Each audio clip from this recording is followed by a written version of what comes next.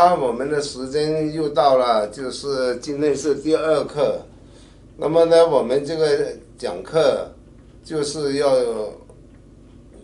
温故而知新的啊，看看上一课有什么问题可以提出来，我们呢再来讨论回答你们的问题的。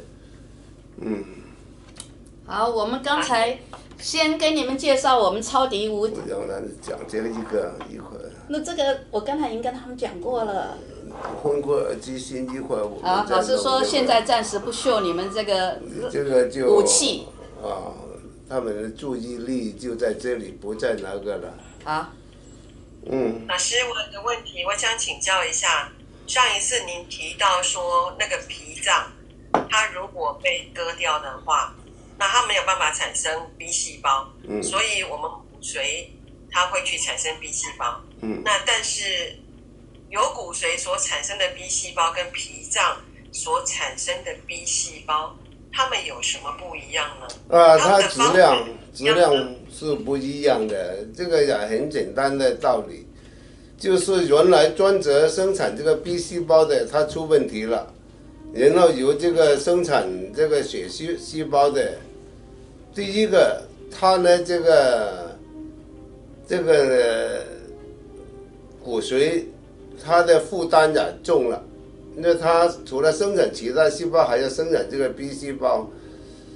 那么呢，就是说它这个功能就是不一样的，功能有分别的功能性，所以呢，它这个呢就是这个特点，就是生产的质量不一样。但是西方也不来这一套理论，它只要反正人活着就算了，所以呢，我们呢就是说，有可能的话，尽量不要切除这个脾脏。因为西方的理论呢，这个脾脏是没用的，可有可无的。但是科学的实验呢，这个不可以小的，质量不一样，是吗？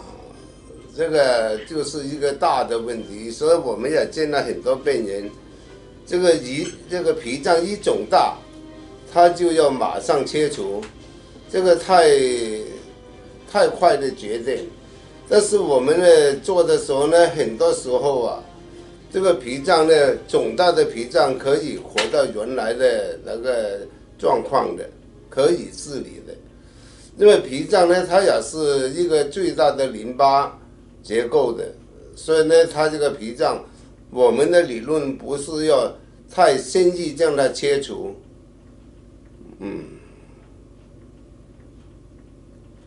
老师，所以您刚所提到就是说它的质量不一样，因为骨髓同时也是产生 T 细胞的地方，所以说会引起 both T cell and B cell 他们在整个 performance 上就变不好了吗？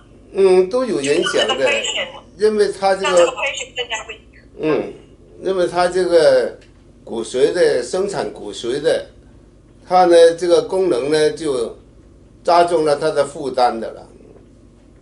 这个一个家庭也是一样，原来呢儿子到外面去做工赚钱回来了，现在他不做工了，将他砍掉，家里的收入也少了，但是家庭里还要维持下去，这个道理也是一样，就是这个负担或者我们叫负荷增加了，那呢这个呢就完全不一样。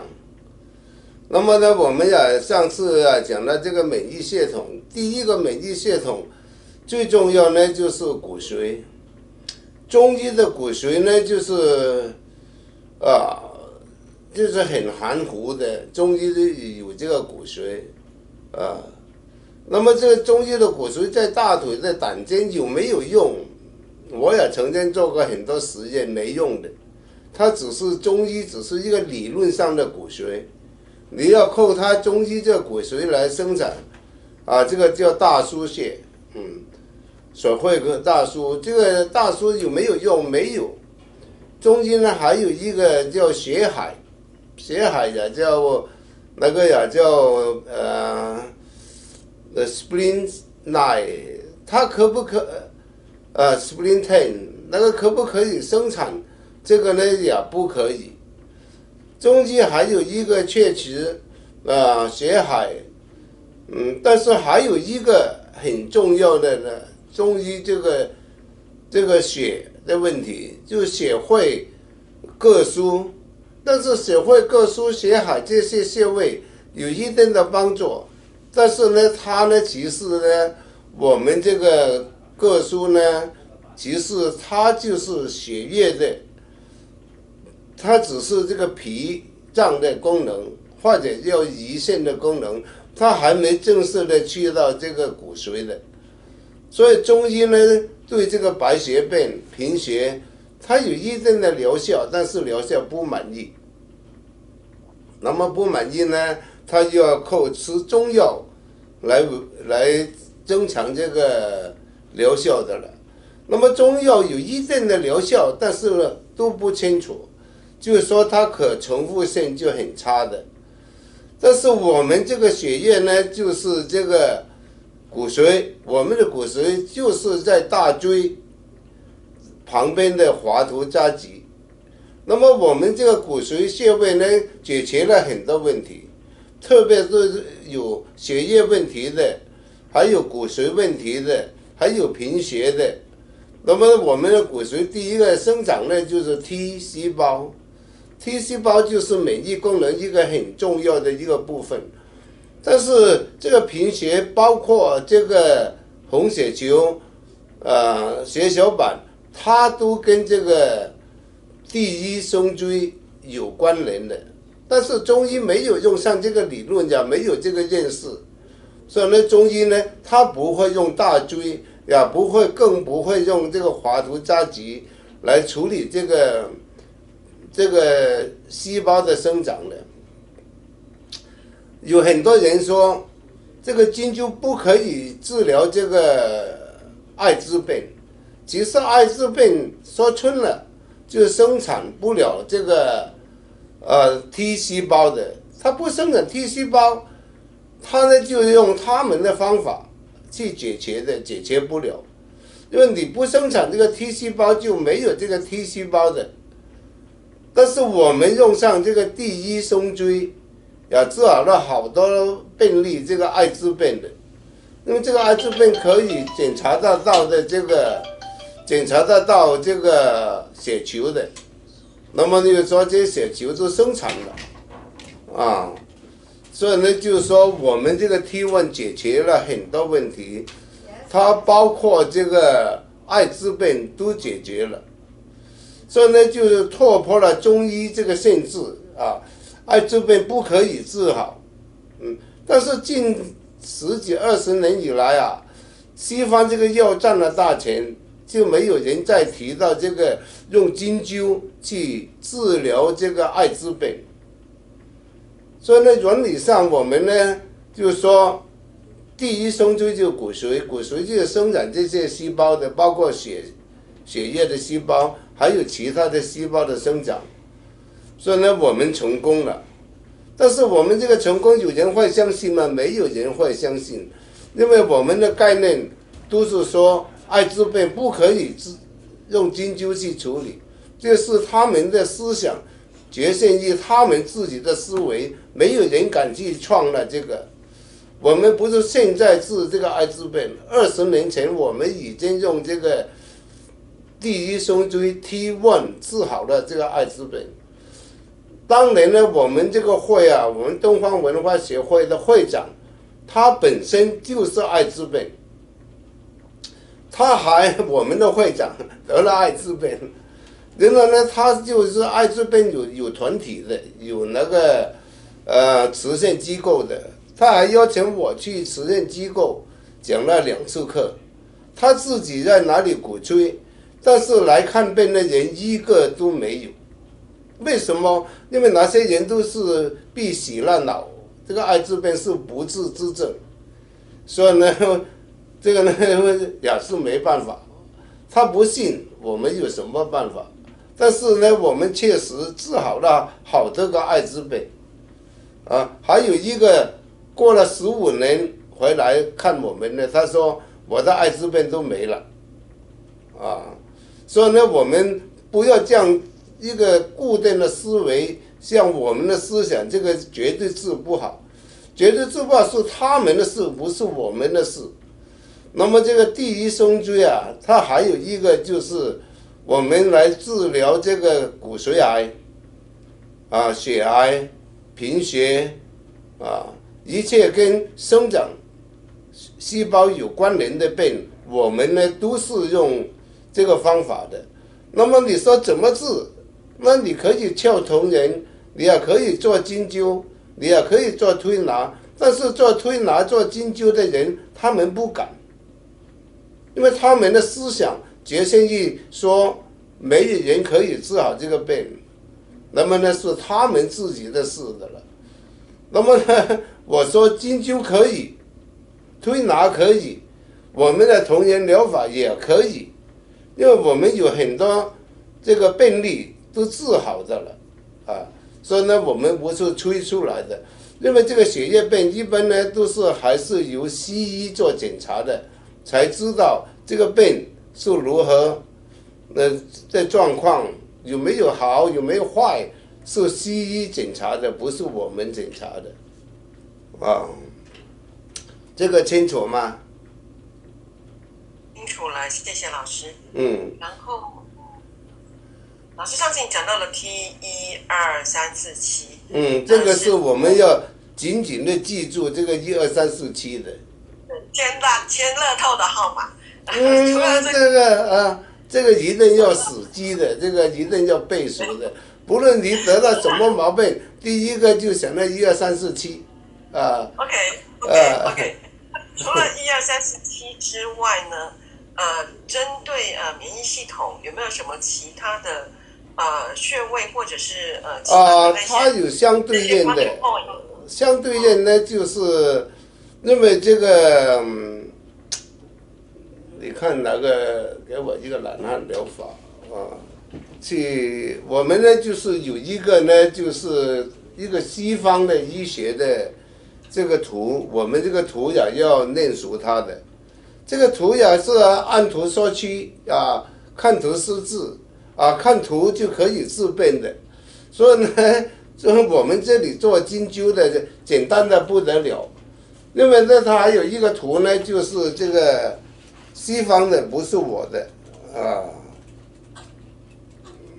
所以我们就按图索骥，从上面去找。那个呢，就是在我的懒汉皮肤的阶段性神经支配。这个图呢，你要看懂它。看这个图，我这个华图扎吉呢，就是从这个图哪里来的了。这个图很简单，你去走西医的就可以走到西方的理论，并不是我的。但是西医不会用这个理论啊，这个很可惜的啊。皮肤的阶段性神经Chris， 你也可以走到这个图放在网上给大家来做参考的。这个图呢，就是说在你的脊椎脊椎骨，它有相对应的地区的。譬如我们 T1 在前面，就是在我们所谓的松医。这个松医呢，其实呢说穿了就是骨髓的地方。那么这个骨髓的地方呢，我们呢就是要弄它嘛，要讲课嘛。老师，您说是锁骨这个地方吗？锁骨下方它就有一个穴位，这个穴位呢就是我们的叫 Kidney 27。那么呢再往下一个呢就是 Kidney 26。那么我们一路数下去，而且这个也很详细的，你可以看到这个图的。所以呢，这个图呢，你不需要特别是记住它，挂在墙上可以分分钟看得到的。那么呢，这个呢，我们也可以敲这个地方，我们也可以拔罐，也可以做推拿，可以做任何的东西的。所以呢，这个呢，就说前面和后面是相对应的。但是中国传统的中医，他们只是扎前面，他们不会扎后边。那么前面和后边有什么分别呢？那么呢，后边这个是交感神经，交感神经呢，就是从脊椎那里跑出来的，是神经的首端，就是前面。但是后面呢，是这个基本上就是这个副交感神经，就是迷走神经，这是迷走神经的末端。所以呢，这个末端和前端是有分别的。末端刺激它，但是解决不了问题啊，但是可以有帮助。但是这个头和尾，头部就是后边的，它一般那个左这点那个 blockage 在后边出现的多。但是你刺激前方，它也可以通过这个电流的传感去到这个迷走神经，去了脖子，去了大脑的。所以呢，两个我们都重视，但是我们主要呢还是以背部为主，这个背部很重要，那么呢还有一个我们上次说的第二胸椎，呢我们呢就是说这个是松线，但是松线中西医都没有人去重视这个松线，其实松线是一个非常重要，为什么西方现在这么多病治不好？因为他不懂这个松线的原理。松线就是这个 T 细胞的功能的问题。那么呢，西方人这个松线还要去伤害它的。譬如有人得到了这个 MS 多发性神经炎，他们在美国现在他们用化疗的是怎么一回事？他们用放疗甚至手术。他们呢就是要刺激或者杀死、改变这个松线的功能的。松线的功能它是由神经控制的，但是他们没有去改变这个神经的功能，只是去伤害这个松线。有的人说现在松线切除，松线切除之后是很危险的，他们不懂，就是胡乱的来了。所以很多人说美国的医学根本也不成的了，因为当你看到这些病例的时候呢，这个怎么可以这样做？那么呢，中西医包括民间疗法、替代疗法都没有任何一个人去重视或者去听到这个松线的，没有。所以呢，就是说，凡是这个自体免疫功能的中西医、民间疗法、替代疗法都是没办法的。为什么？他们不懂这个松线的重要性，没有人去重视这个松线，所以呢，这些病呢就是靠一般现在呢，西方流行呢就是用化疗，那个就荒谬的不得了了。这个，那么你不改变他的状况，还要伤害他，他们就希望伤害就可以出现奇迹，奇迹是科学的，而不是幻想出来的，所以呢，我们呢就是非常重视，凡是这个自体免疫功能的毛病。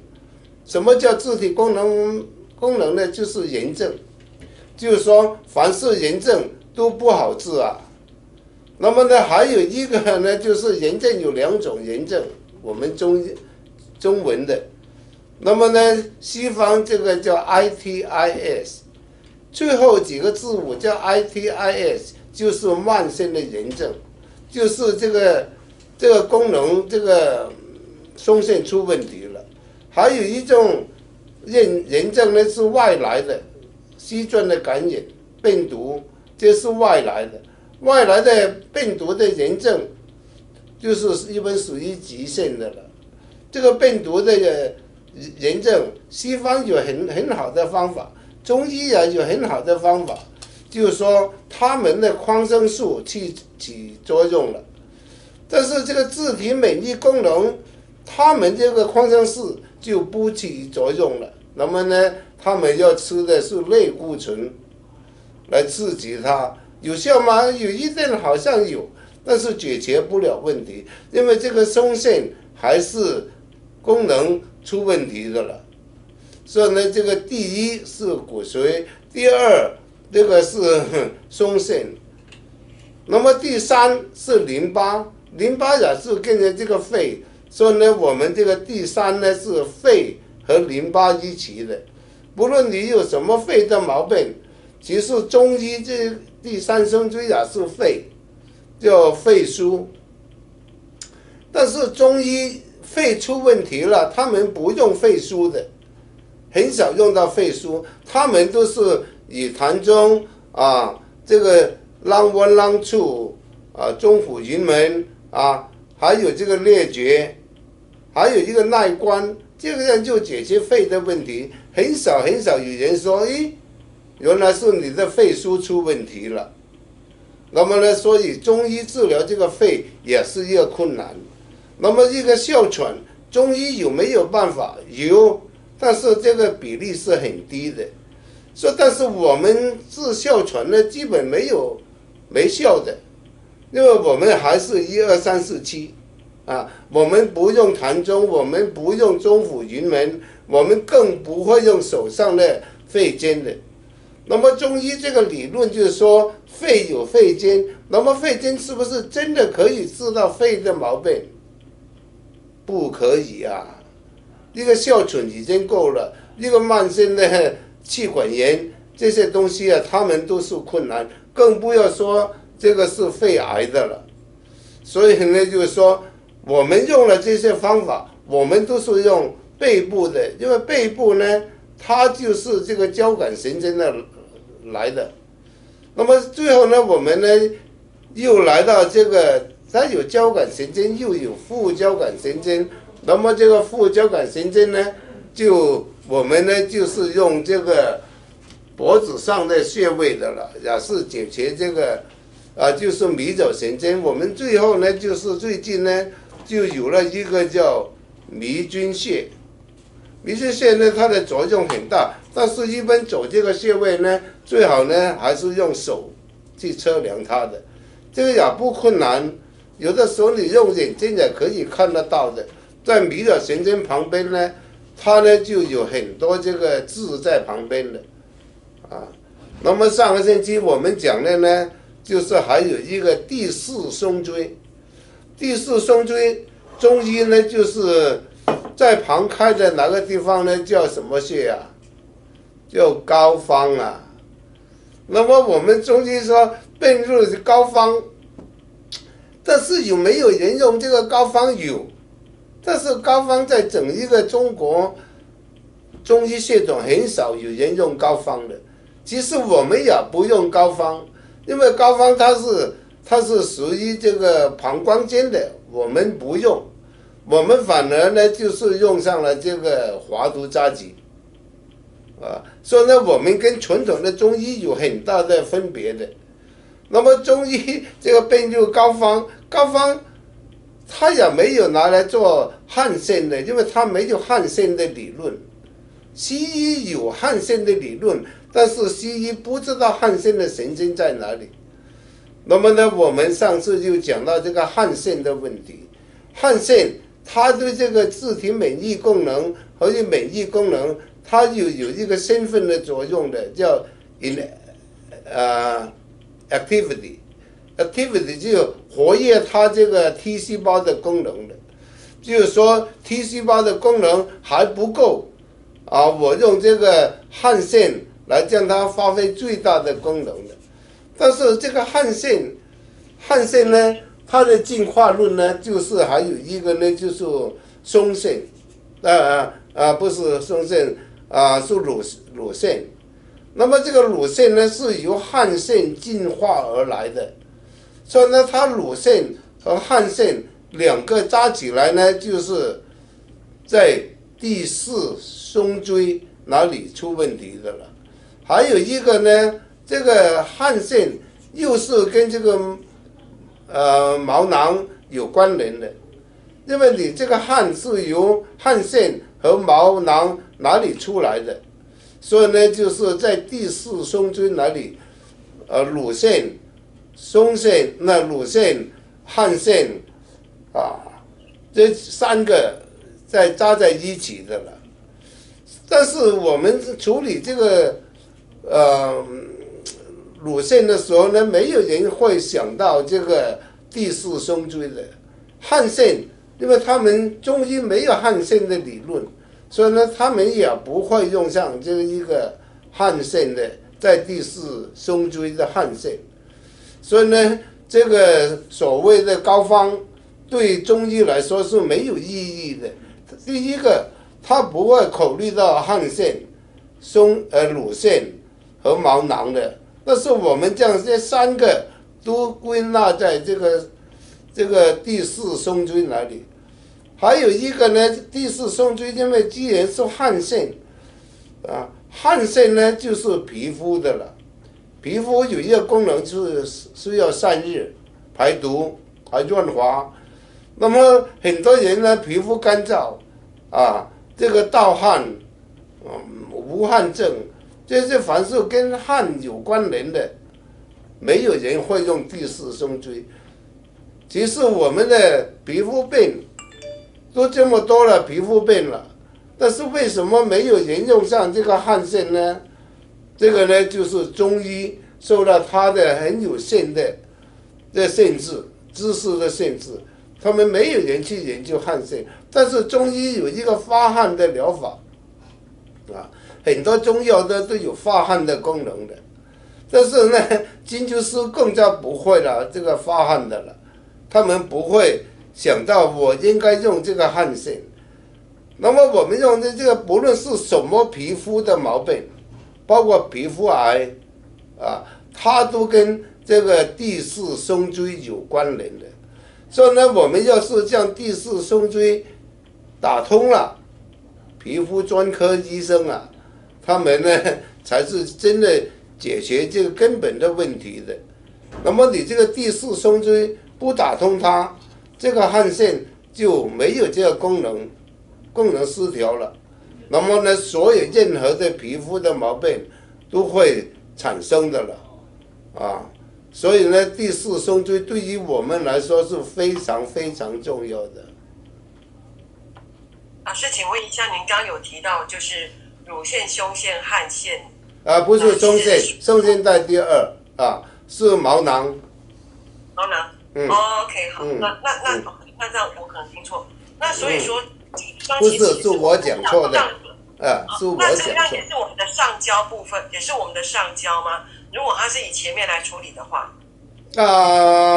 橡胶呢，还不是这一个，橡胶呢就出现在这个副交感神经的迷走神经，所以呢，我们要看迷走神经这个图，Chris， 你也给了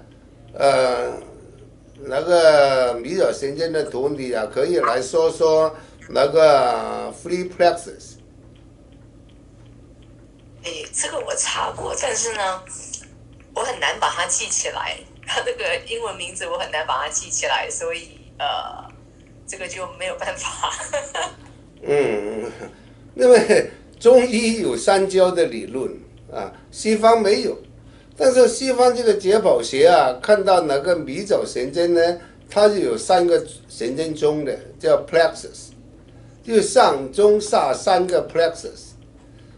三个 plexus 呢，它也是三个不同的器官的，但是它西医没有三焦的原理，中医有，但是中医缺乏的就是这个神经系统。那么呢，基本上我们的上焦呢，就包括胸腺、乳腺心脏、肺、气管，那一大堆的了。那么呢，到了我们中焦呢，就以消化系统为主的了，根本呢跟中医这个分区基本是差不多的，但是中医就缺乏了这个生理学、解剖学，那么呢，它呢就只是决定他们的五脏六腑，所以呢，中医是受了这个限制，理论上的限制的。好，谢谢老师。那么呢，还有一个呢，就是胸七，第七胸椎。第一胸椎呢，这个呢，有的它呢就属于中焦的了，因为它有脾、胰，还有消化系统。但是这个消化系统最大的问题在哪里呢？它呢就是在这个，他就是在这个对胰脏的认识肚子饿了，他们一般人以为是这个胃出问题了，胃空了才有这个肚子饿的问题，其实不是的。肚子饿了是你的血糖出问题了是你的幽门哪里出问题了，甚至不是我们吃的不饱。有的暴食症的人怎么吃他都不饱的，填满了这个胃又如何，还是不饱。有的人不吃，那个是厌食症，厌食症、暴食症两个是相反的。那么为什么呢？那么呢，它在幽门哪里旁开的，跟这个胃和幽门的地方，它有一个开关，有一个感受器的。这个感受器呢，就是感受血糖的变化。当你的血糖不够了，它就肚子饿了但是你的血糖高的时候，它就不想吃的了。所以呢，它有一个，但是这个幽门那个开关那个感受器，中西医都没有人去研究所以呢，他们也不重视。其实这个呢，它跟第七胸椎有关联的。那么第七胸椎它就牵涉到这个胰脏的问题的了。那么胰脏我也看过一个大陆的说的，那个是中医说的，他们说在这个网上说，假如有人说可以治好糖尿病，那是骗人的。那么就是说中医治疗这个糖尿病也是没办法，西医也没办法，西医只是靠这个胰岛素来调整你的身体的血糖的。那么西医对这个胰脏有没有认识？没有，因为他们就少了这个胰腺的神经的问题的。胰脏的神经呢，我们的理论呢，它都是在第七、第八之间的。那么第七胰脏它分3个部分，第一个部分呢，就是有这个头、身和尾部的。那么它有70%的都是头部出问题，所以很多时候呢，很多人就说：“你检查这个胰腺为什么不去左侧？”有，但是左侧的机会就小，在右侧的第七胸椎就机会很多了。那么中医这个第七胸椎就是膈腧那个膈腧呢，就是血液的地方，血会膈腧。那么中医这个膈腧也没怎么用的他们呢只要是以血海为主，用血海的比用膈腧的还要多的。所以呢，我们就说这个膈腧是在这个膀胱间，我们的是华都扎集。华都扎集呢，第七呢就比这个膈腧它的位置更重要了。因为华都扎集呢，它离这个椎椎骨更近的就是从哪里出来的，所以呢，哪个骨头哪个关节很容易就产生这个那个韧的组织，将这个神经压住了。那么这个压住了这个神经去了那个胰腺的功能也出问题了。所以呢，目前中西医处理这个胰脏的问题，包括你自己有这个胰腺炎的，那么胰腺炎也是说出了1、2、3、4、7，这么简单，但是中西医没有这个理论，没有这个概念，所以呢，他们也解决不了问题的。我们说这个没有治不好的胰腺炎的，只是你没用上这些知识、这些理论。我们这个理论才是科学的，那么我就是说我支持我的食物疗法，我说什么，但是什么疗法，你就是没有用到这个自体免疫功能。胰腺炎就是这个这个自体免疫功能啊，你也在这里混了2个月，感觉怎么样？自己说一说自己的体会，不是老是我在吹牛。老师，我这2个月我真的觉得我的胃跟我的胰脏的问题缓解非常非常多，因为其实我我这一阵子有注意到，就是那种闷痛感，我很少再感觉到了。那其实之前呢，我常常会感觉到，就是那个从胃、胰、肝那个闷痛感是还蛮明显，常。那然后这1-2个月下来，我有在注意，我已经很少再感觉到那个闷痛感了。啊，要是你，我应该是有进步非常多。可是那我自己的慢性胰脏炎部分，谢谢。其实说春了一句，我们这个慢性胰脏炎和处理这个胰腺癌差不多。我们这里治的胰腺癌成功率很高的。还有2个写了2部书的，关于我们曾经一个还活着，现在还有一个91岁了还活着，还在工作的，这些都是胰腺癌的。那么呢？那些是不是都跟压力有很大的关系啊？因为呢，现在的医学凡是治不好的都是压力和遗传的，凡是治不好，包括腰痛，你有腰痛也说你的压力大了。那么我们还有一个拿来比较的是动物你也说它有压力，动物也有这个癌症是吗？那么呢，我们这个才叫科学，不是说就说你的压力你的遗传这个根本呢就是个荒谬的理论。我也刚刚早几天就看到 Michael Levin 他的理论证实的了。他说癌症不会有遗传的，其实早就是写了一大篇的很多研究，就是说癌症不会有遗传。那么呢，你治疗这个胰腺癌和胰腺炎有什么分别吗？有分别的。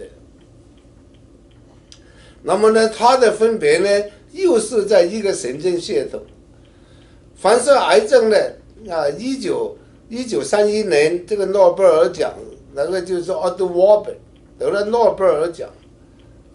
癌症癌细胞是缺氧的，那么就是说它有这个氧气引起了癌症。那么氧气引起癌症，那么又很多人发达了，就是有氧气抽氧疗法。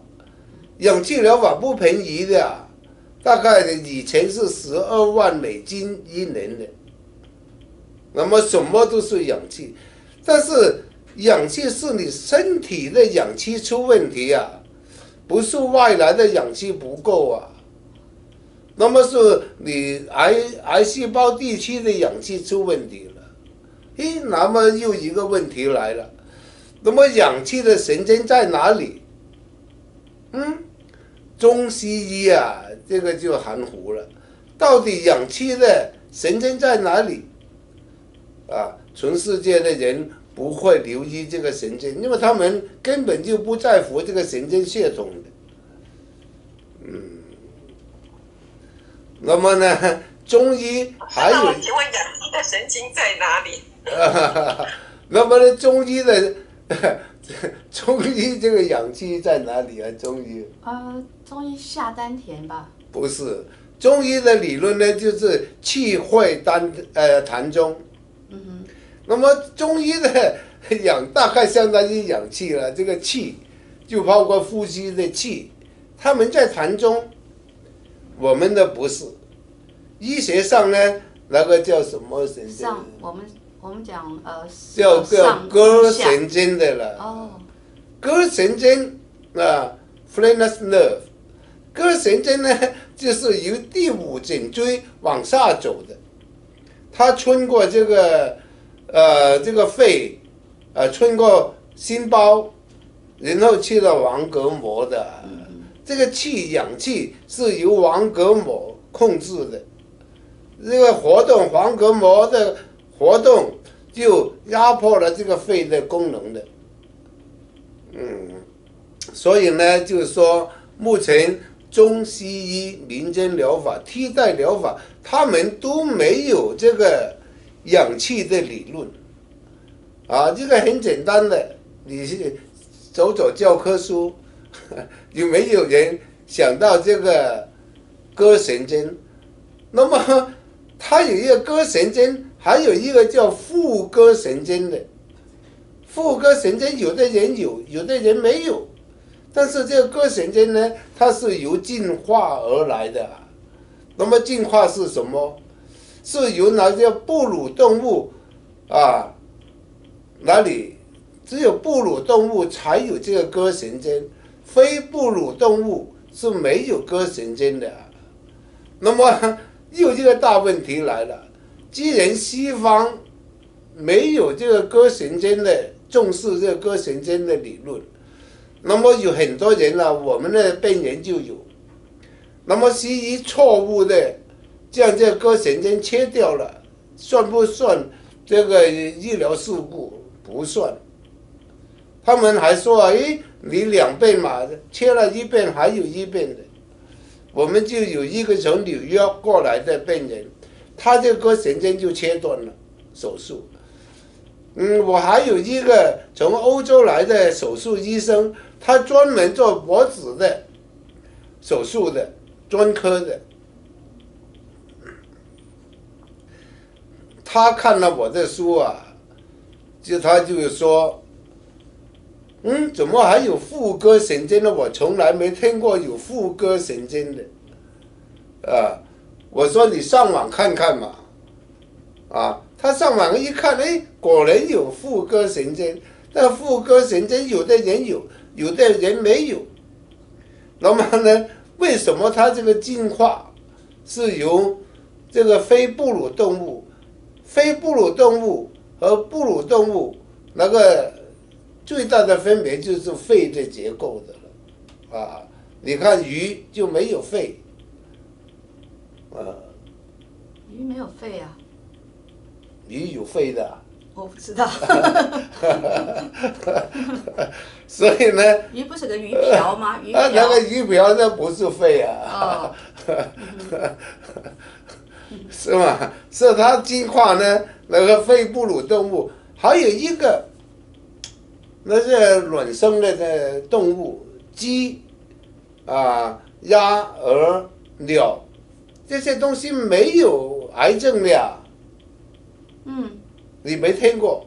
狗、猫、人、马这些哺乳动物的都有癌症的。所以呢，癌症跟这个哺乳动物和非哺乳动物它是有很大的分别的。所以呢，我们呢一般呢就是在这个脖子的 LI17、LI18 这个地方就可以走到这个我们呢都画得很清楚的。那么呢，就是说腹部天顶的地方，天窗这个地方呢，就是这个地方呢，就是那个膈神经的所在。那么凡是不论得了什么癌，一按哪里就一个结节，而且痛得不得了的。就是说，癌症有很大的可能跟这个膈神经有关联的了。膈神经还有一个膈神经，除了氧气，还有一个功能是什么西方没办法治的，就是打嗝。有的人一坐下来就打嗝的，那你怎么这么没礼貌呢？这么多人你在这里打嗝，但是没有西医不会想到这膈神经出了问题了。这膈神经出了问题会影响打嗝的。有的人拼命的在打嗝，其实一按这个膈神经通了，打嗝没了。中医也不会用这些穴位的，没有，因为中医没有膈神经，也没有，它有横膈膜，但是横膈膜是属于哪一个经络垄断的、控制的，也没有答案。所以呢，我们这个膈神经这个横膈膜呢，我们是在第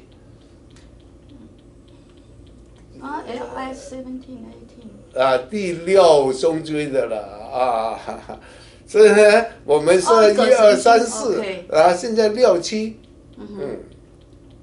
所以呢，膈神经呢，很多人打嗝没办法你说什么都没用，所以呢，就是我们的第6胸椎就是膈神经所以呢，我们处理所有的癌症，不论什么癌症，我们一定要走到这个腹部 tendon 那些地方给它弄通它，按一按就好，什么方法都好。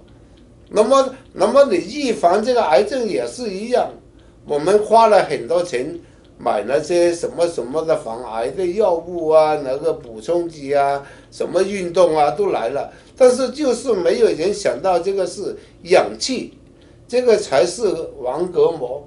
横膈膜它一个往上压住这个肺的呼吸，但是它要往下走的往下呢，它就呢压住这个神经呢是大肠的地方的了，所以呢，它这个是有2个作用的，就是说我们用中丹田、下丹田都是或者三焦都是横膈膜哪里来的了。老师，那个3个氧气体，一个上丹田氧气体、中丹田那个呢，跟氧气的关系呢？那个呢，它那个呢也是调节，这个看哪一个部位它需要的氧气多。譬如你有在家里装了冷气机、暖气机，你也需要一个调节器的。这个调节器呢，每一个房间都有一个调节器，或者每一个地区都有一个调节器。这个调节器呢，就 sensor， 那个 thermostat， 那个 sensor thermostat， 我们人体也有3个氧气体的，那个3个氧气体呢，就让林医生，你知道还记得这3个氧气体在哪里？让他来发表一下。最上面这个是carotid body， 就是颈动脉体。它最主要是在 C5 的前方。那第2个呢是 aortic body， 就是主动脉体，它是在 K26。那最下面一个呢是postural body， 就是尾骨体，它最主要是在这个 CB1 这个位置。会阴。那么既然人体有3个氧气体，它3个氧气体都调整3个不同部位的。我们也可以叫上中下3个丹田的氧气体。那么目前中西医你们也学过西医的了，听过但是都忘记了，中医连听都没听过所以呢，这个才是这个知识，有了这个知识，你才可以解决这个问题。所以呢，我们呢，将来呢又要画这个图，这3个氧气体在哪里？西医晓不晓得这个3个氧气体？我怎么知道？你问问陈医生，问问林医生还有苏医生，一大堆医生在这里的了，是吗？你们南华医学院有没有3个氧气体的？也没有这是解剖学的解剖学有。存在的东西一定有它的功能的，但是这些功能没有人去重视，也没有人去研究，所以要放废了这些东西，浪费了上天给你的知识。因为我这个知识也是上网走来的但是我敢想，他们不敢，我不是自己编出来的。那么中医这些理论呢是编出来的，是吗？是凭经验，但是你又不能否认它，但是它还没科学化。所以呢，我们要做一个好的医师，一定要科学化，有根据的，生理解剖看得到的，病理学解释得通的，这个才叫科学啊。有一天你看看有那个神经专科，问问他3个氧气体在哪里，他们懂不懂？他们只是我曾经学过。那老师，现在很流行氧气的疗法，你就说1年要12万美金，那个为什么不能帮助我们的氧气呢？因为这个氧气，第一个它没有这个 blockage 的理论，第二个不是你全身需要这个氧气，只是局部的需要这个氧气的，所以呢，就是浪费了这些钱，浪费。因为它一般进不了氧气疗法呢，一般在美国来说呢，在加州多，我们东部很少用氧气疗法。我们东部呢，一般呢都是用 vitamin C 疗法，所以你一说是氧气呢，一般都是去了西部，就是加州的地方用的最多。因为我这里呢有很多人坐飞机去的，坐了又怎么样？也没效。来了这里做 vitamin C 的，有效吗？也没效。但是为了生存，那些人什么都尝试的，并不是说他们治好了。那么呢，还有一个就是氧气，氧气是从哪里来的？氧气啊，空气。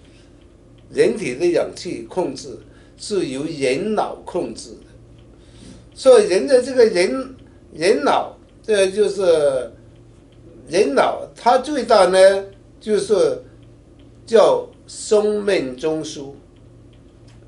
生命中枢这么重要的整个生命的中枢都是由人脑哪里出来的，但是研究人脑的人我也没见过。那么人脑它呢又分3个部分的，它控制的就是心脏、肺和血管。那么心脏、肺和血管，它不单是这个血液循环的，血液的循环就是一个是养料、养分供应哪个细胞、器官，但是它最重要的那还是氧气。所以你这个肺、血管和心脏说穿了就是这个氧气。那么很多信号，人体很多这三个氧气体都是连接上人脑的，包括还有一个人体那个血糖的调节器也是通过人脑的。所以呢，但是人脑既然是生命中枢，就是一个人体啊，没有比这个生命中枢更重要的。生命中枢就是 life center， 那个是西方的研究的这个生命中枢，并不是中医的。中医的生命中枢反而呢在下丹田，有气就生了，没气就死掉了。那么所以但是西方没有重视这个生命中枢。生命中枢它包括有一个心脏的叫心跳中枢。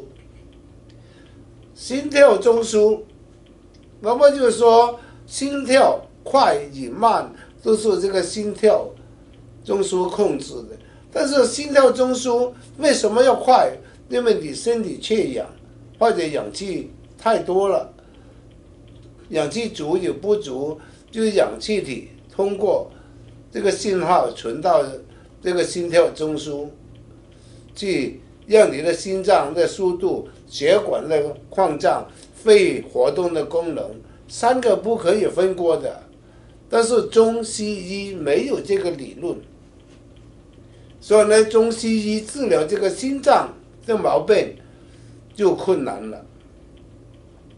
我那时候也说过，中医这个心经和心包经解决不了这个心脏的问题的，这家门只是一个叫心胸耐关球。